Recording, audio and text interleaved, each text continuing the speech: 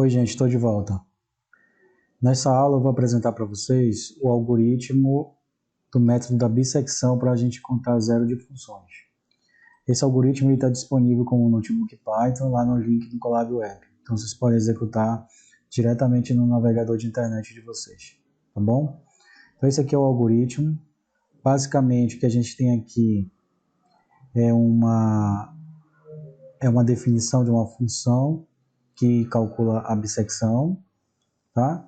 E a execução dessa função, desse módulo, em cima de uma função que é determinada como entrada, tá bom?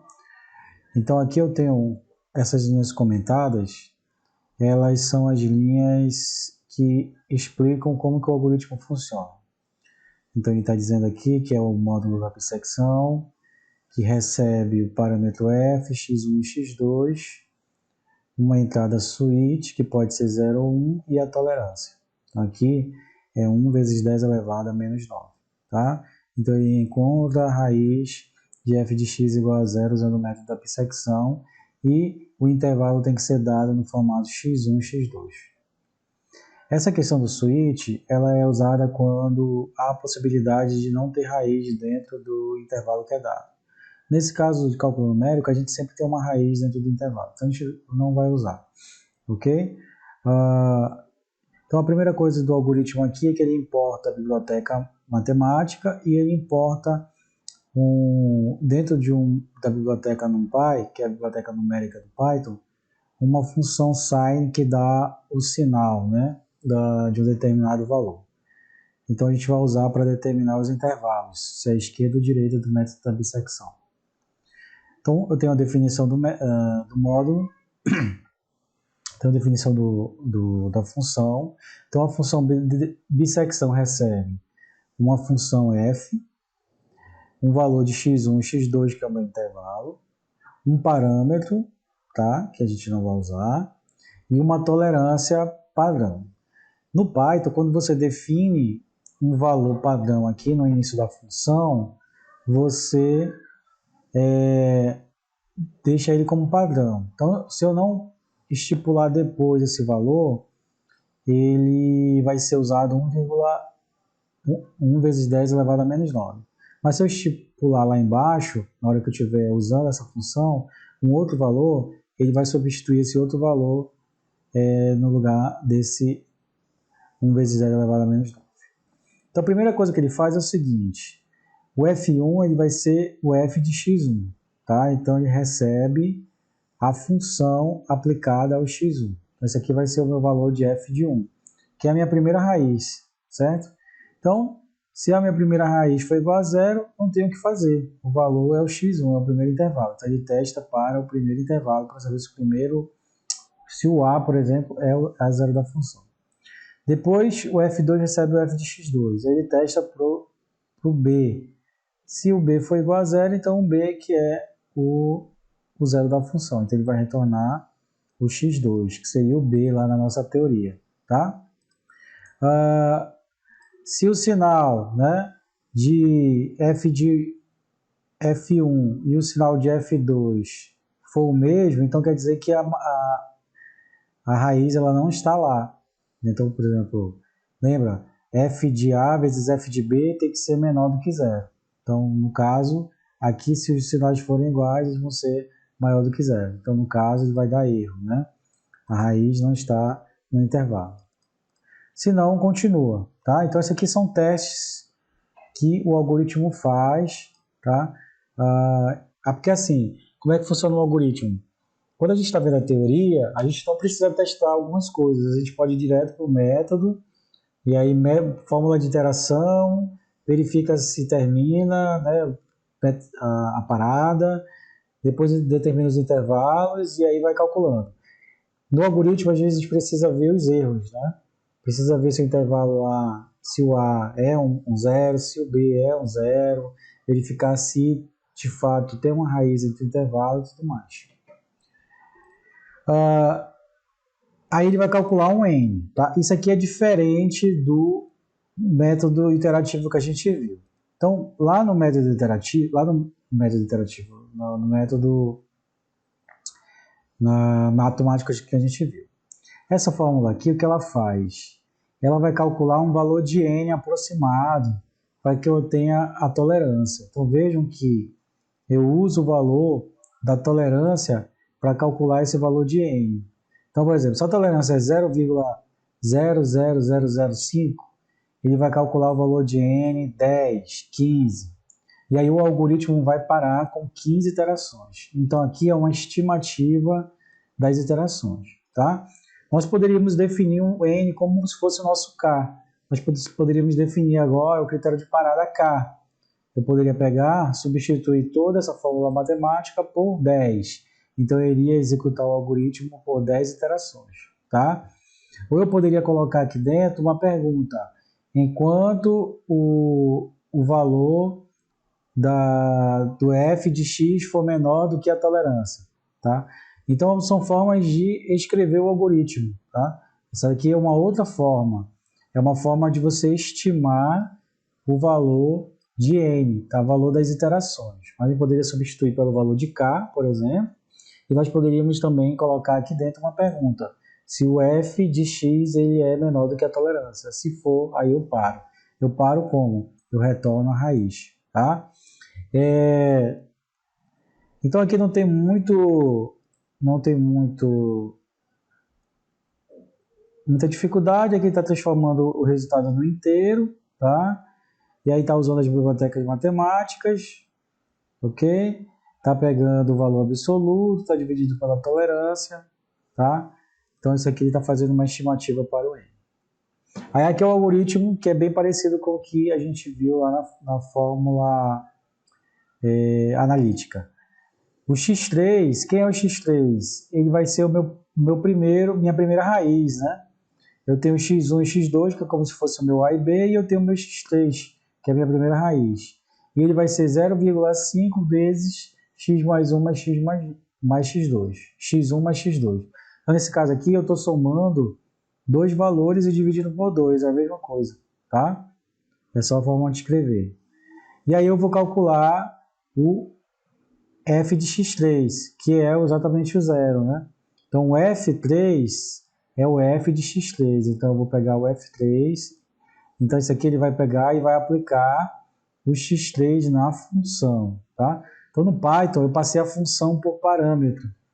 Então, quando eu coloco a função e abre parênteses e fecha parênteses e o valor que eu quero colocar, eu estou aplicando esse valor dentro da minha função. Daqui a pouco, ó, eu defini a função aqui, ó, essa função do exercício não, daquilo que está salvo, né, para vocês, é x ao cubo menos 10x ao quadrado mais 5. Então é como se eu estivesse aplicando o x3 dentro dessa função aqui. E aí tem o resultado do f3. Então esse if aqui, ele é relacionado com aquilo que eu falei para vocês, se essa opção switch estiver habilitada. Mas a gente não está usando, a gente vai direto para cá, ó.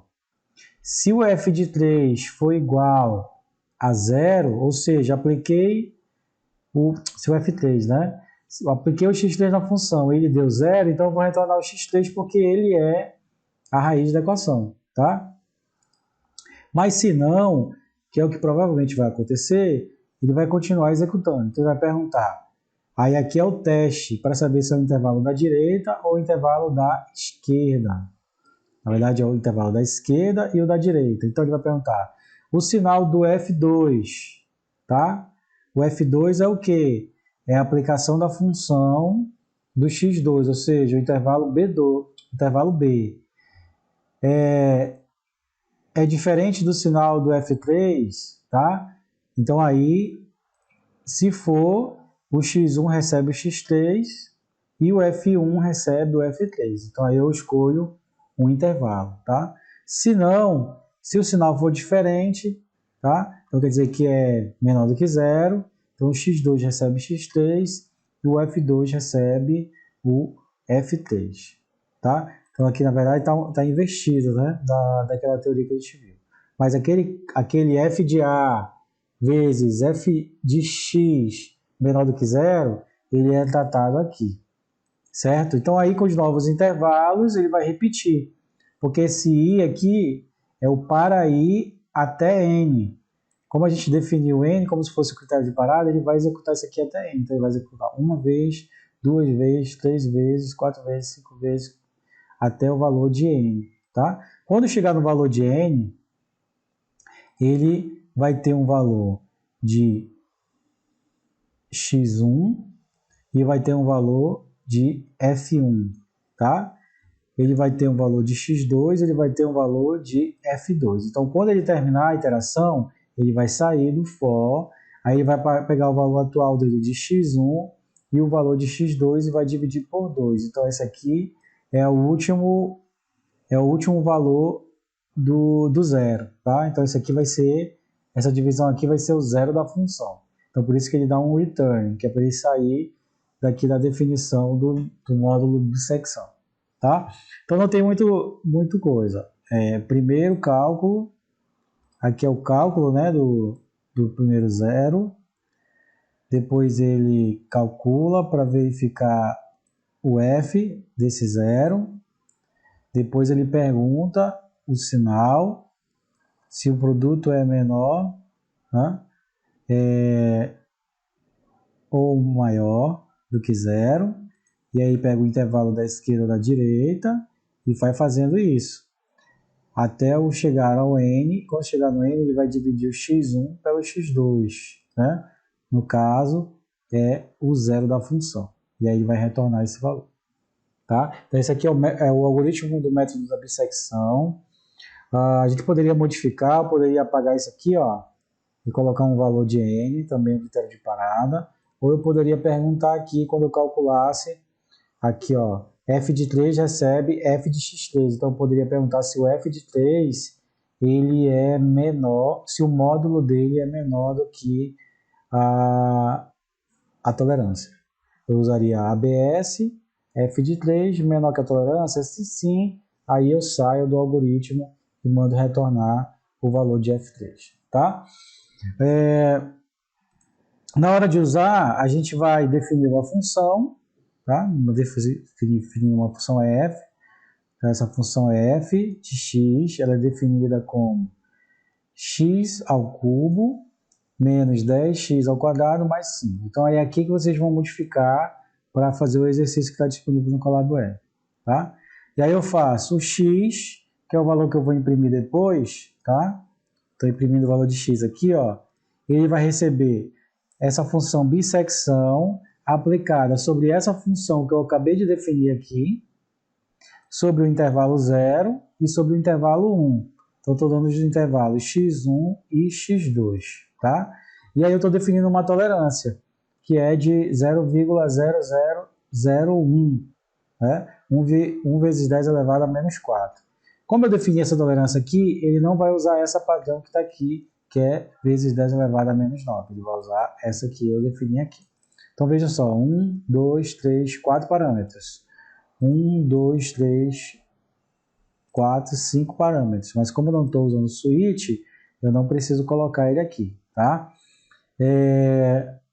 Eu posso também tirar a tolerância, ele vai funcionar do mesmo jeito. Só que aí ele vai usar a tolerância como essa que está aqui dentro do parênteses. E aí, quando eu executar isso, ele vai calcular como se esse f fosse essa função que eu defini. E aí vai fazer todos aqueles cálculos que a gente já conhece lá do método da bissecção. Então vamos executar esse algoritmo. Primeira linha. Está muito instável